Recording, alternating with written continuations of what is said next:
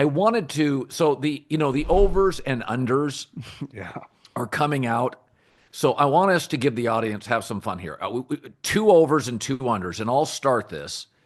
All the odds are provided by DraftKings Sportsbook.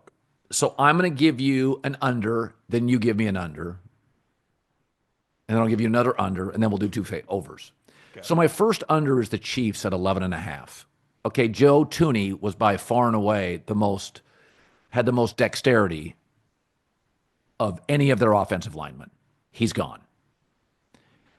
They are now crossing their fingers on a backup left tackle from San Francisco. They were 11-0 in one possession games, right? And now the division is much better. The coaching and the quarterback play, Bo Nix in year 2. Geno Smith, if they get a running back in the first round, Geno Smith has a 106 passer rating in Seattle on play action passing.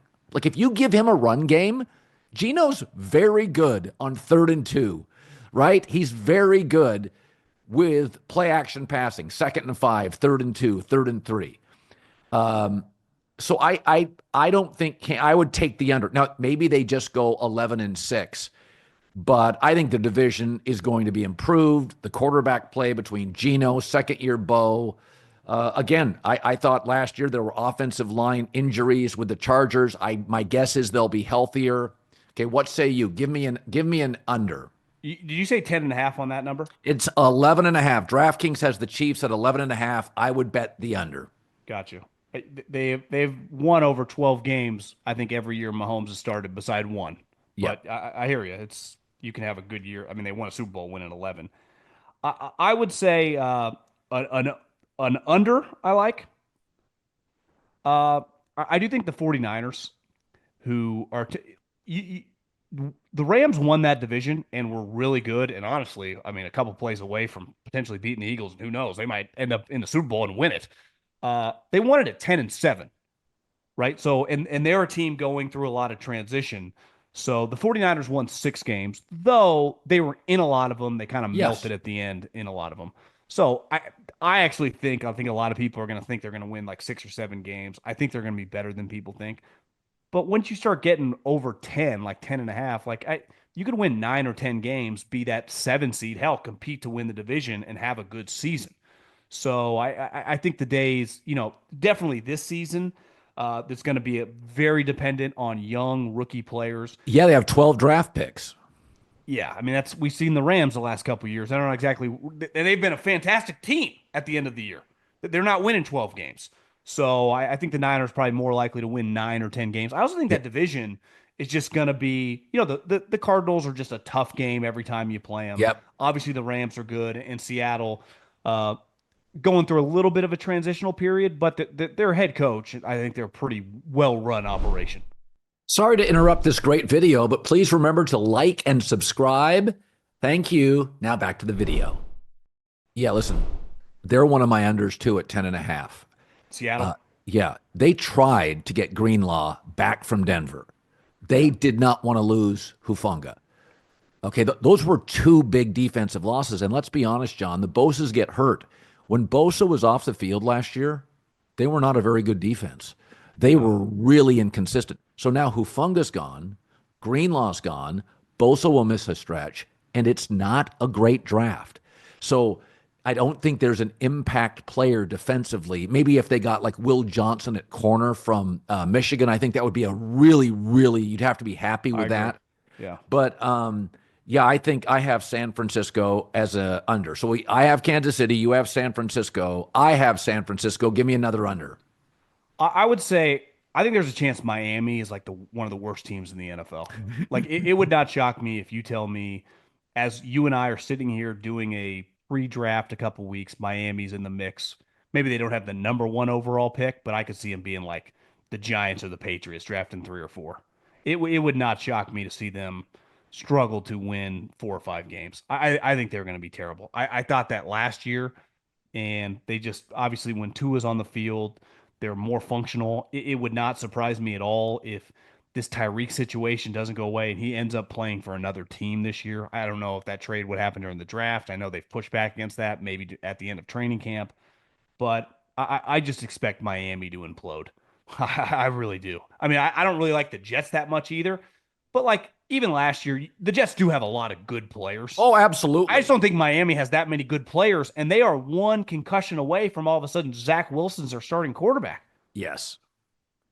Okay, I'll give you an over. Um, I think Brian Callahan's a good coach. I I think agree. Will Levis is a really, really bad NFL quarterback. I don't think he was a great college quarterback. And so I look at the over under on Tennessee, and it's 5.5. Some have had it at 6.5. I think they clear that bar easily. First of all, Cam Ward's a playmaker, and nobody's got real film on him. He didn't do a lot of straight pocket stuff in college. It was a lot of backyard stuff. And I think the league will take a while. And they did this with Jaden Daniels. It took a while to decode him. People were, Bo Nix, you're not quite sure what he is. It's a weak division. The Jags could be bad. The Colts would be bad. Houston should be pretty good, but not great. I think I'm going to take the Titans over. I think it's a pretty weak schedule. I think Cam Ward is one of the only players in the draft that can equal wins. I think people think Callahan's a pretty good coach. And Callahan didn't just lack trust in Will Levis. If you listened to his post-game comments after losses, he lost them 3 games straight out, and you watched his body language, he almost resented that Will Levis was getting in the way of wins. And so Titans to me are an over. Yeah, I don't think people, we talk a lot about the Browns because of because Deshaun Watson's quarterback play. By a month in, no one was watching the Titans. Their quarterback play was like historically poor. I mean, the turnovers, the sacks he was taking, it was their defense was actually pretty good. And Yes. like any team with a pretty good defense, when your offense is that crappy, by the time you get to like mid-November, they can't maintain that level of play because they're on the field so much. So if their offense is just solid, I'm with you. I mean, he's got his dad there coaching offensive line. Massive upgrade just based on talent alone. I would say this. If you look at Vrabel, like the linebacker version of Harbaugh, wants to play defense, wants to run the ball, former players, just guys that just win. I think the Patriots were right up there with the Bears as one of the worst coached teams you will ever see last Yes. season. Uh, why couldn't they go 9-8 this year? If you go, So, the Jets are going to be awful. I think the Dolphins are going to be worse. yep. Listen, the Bills, who cares? Even if they sweep you, I could see the Patriots winning 8 or 9 games. Listen, they were 7.5 DraftKings. They are now up to 8.5. So the sharps, it looks like we're all over the Patriots. So New England was one of my overs. And I said the other day on the air, I said, I think Vrabel from Gerard Mayo is worth 3 points. I think Drake May is worth another point based on sophomore season. Yeah. And I think it's reasonable to assume 190 million in free agency and 8 to 9 draft picks is worth 1.5 to 2 points.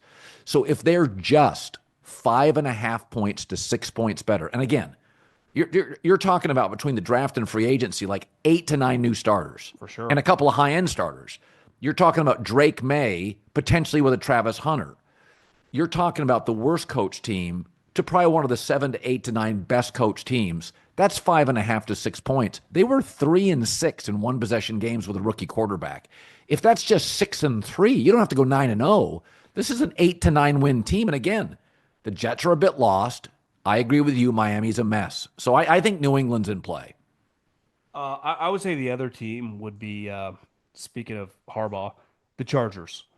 Last year, I just didn't pull the trigger, and he did exactly what he, of course, Yeah, did. They yeah. were the 5 seed. Well, this year it's 9.5, and everyone always gets off the scent with them during like free agency. Jim is not going to trade for DK Metcalf and give him $150 million. Nope. He didn't do it last year. He's not going to do it this year. He won't do it next year. You know what he will do though? In like the second round, all of a sudden he will draft his starting tight end for the next 7 years. And in the third round, find a defensive tackle that everyone's going to be like, this guy's not that sexy, who will just be a starter for him for a long time. Then you watch the season and you just go, God, their team is just physical and good. He has a really talented quarterback. Why couldn't they win 12 games? I mean, their over under right now is 9.5. I think they are a lock. I mean, Jim Harbaugh is now coached in the NFL 5 years and made the playoffs in four of them. So I don't know if they can overtake the Chiefs, but it wouldn't shock me if it gets a little closer. And don't let free agency fool you. He's never going to play and swim in that end of the pool. They are never going to do that. But, you've talked about this. Huge advantage for Jim. All these kids coming in the draft, he's recruited them all, especially the good ones.